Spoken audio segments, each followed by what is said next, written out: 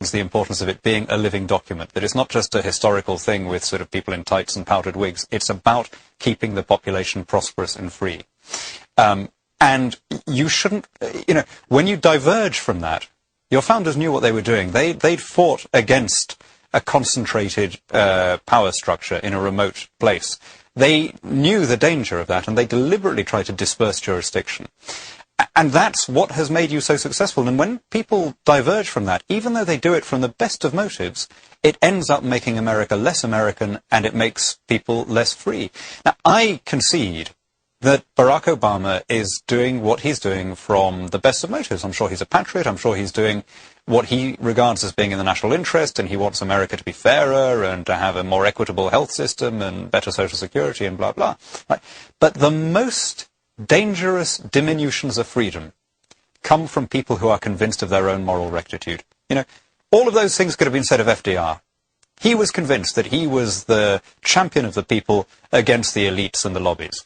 And let's be honest, at this distance in time, I think we can probably concede that there was some truth in that analysis. There were elites and lobbies against him. But the point is that, in his mind, justified overcoming any constraints, any constitutional restraints on his position. He disregarded the two-term convention. He stuffed the Supreme Court, or tried to.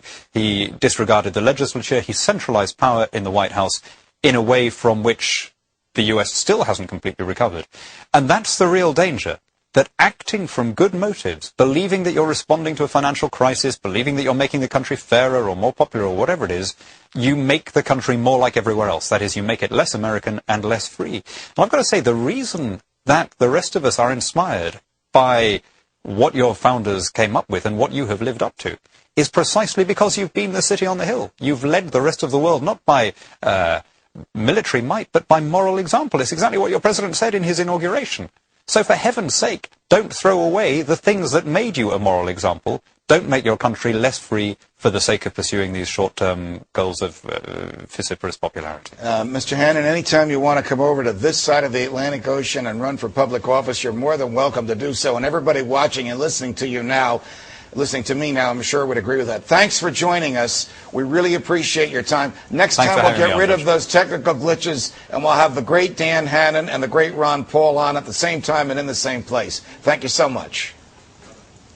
Cody Willard joins us now, my colleague and friend from the Fox Business Network. R.J. Harris is here with us, a libertarian running against a conservative Republican for the Republican nomination to Congress, and Lou Rockwell, who is the intellectual guru of much of libertarian thought in America today, is with us. Lou, I don't think that I have heard a better and more articulate argument for the diffusion of power, as Mr. Hannan just said, in recent days than what we just heard from this British member of Parliament, this British member of the European Union, who startled the world by preaching the free market to the face of Gordon Brown.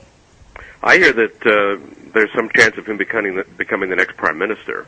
That that YouTube, which got millions of views in very quick order, has had such an effect that sort of the grassroots are demanding him as versus Mr. Cameron. We'll have to see whether that actually happens. Yeah, well, he's certainly more faithful and true to a free market and civil liberty fundamentals than Mr. Cameron is, but I'm not going to get in the middle of that, because virtually anybody in the Conservative Party over there would be better than the government that they now have. Cody, I am champing at the bit to hear you unload on the begging of Chrysler for the government to own 50% of it. I mean, and then, of course, you actually have the Republican-Democrat regime in power, / you can call it this administration if you want.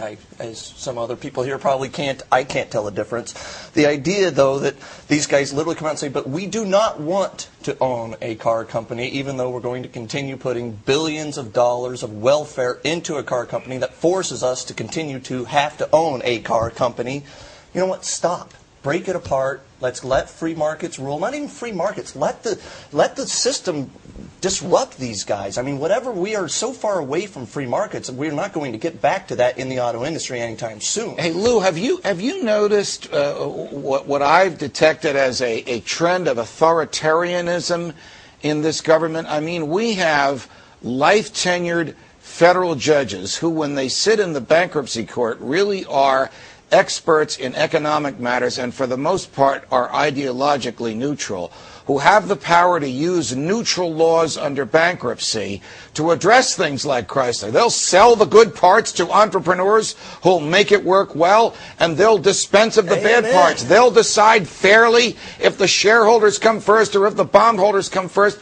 But this administration doesn't want to do that. This administration wants to cram down the throats of management, of labor unions, many of whom are very good, hard-working folks that just want their jobs, of shareholders and of bondholders, not what the law says, but what this administration wants to do.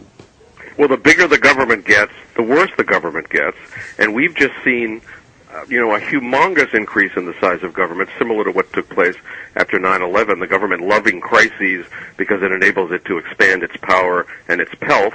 So, yeah, I mean, they are authoritarian. They're getting worse, and it's a very alarming prospect. I have to say, my own view on the car companies is, don't buy a GM or a Chrysler.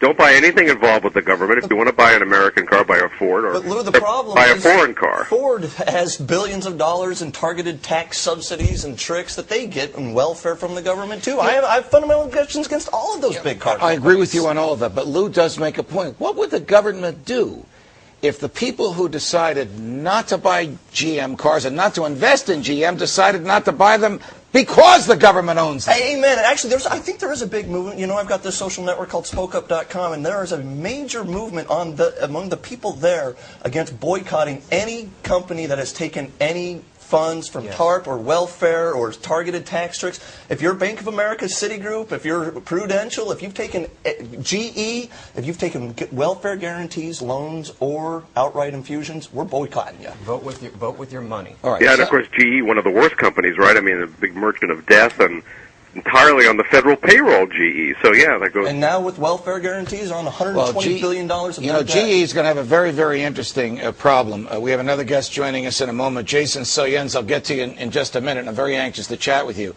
But GE is going to have a very, very interesting problem because they own media. So is the government, which is funding them, going to try and influence what the media says that they own about the government that's paying them? We've never had in our history before government owning major media. It blows my mind. I get called a fanatic sometimes, and I had this epiphany this morning. Who's the fanatic here? It is the people in power that are grabbing all of these industries and changing the idea. 6 months ago, I actually used to, on my show, freak out about the fact we were letting sovereign wealth funds take ownership stakes in banks because that was going to allow for political influence. And I would actually say we would never allow the United States government, for example, to own a stake in a financial institution. 6 months later, we are in this bizarro world where that's not only conceivable, it's actually reality and getting ever worse on the slippery slope. And I don't know how to change it except to fight every Republican and Democrat in power who has enabled this. Jason Soyens, what is your view of what average folks can do? Freedom lovers saddled with election laws that favor Republicans and favor Democrats and make a third party almost impossible. Is it fanciful for me to think that in my lifetime, or even yours, and you're much younger than I am, God bless you, that these changes could come about? Or are we saddled with big government Republicans and big government Democrats for time immemorial? I don't think it's fanciful that we could do something about this. Look, I mean, the Free State Project is the idea that I came up with about 7 years ago. And the idea is to move thousands of liberty-loving people to a single state where they can get involved in the political system and influence the political process. And the state we ended up choosing was New Hampshire. And hundreds of people have already moved to New Hampshire, and some of them have gotten elected. The basic idea behind the Free State Project is that both parties are big government parties. We saw what the Republicans did in office. We see what the Democrats are doing now. And we've seen a big surge in FSP membership because people are giving up on Washington, D.C. They're saying there's no way we can influence Washington, D.C., but at a state level, there is a lot that we can do, a lot that's very important. So why not use that mobilized minority that we have for better effect at the state level? ask you a little bit more.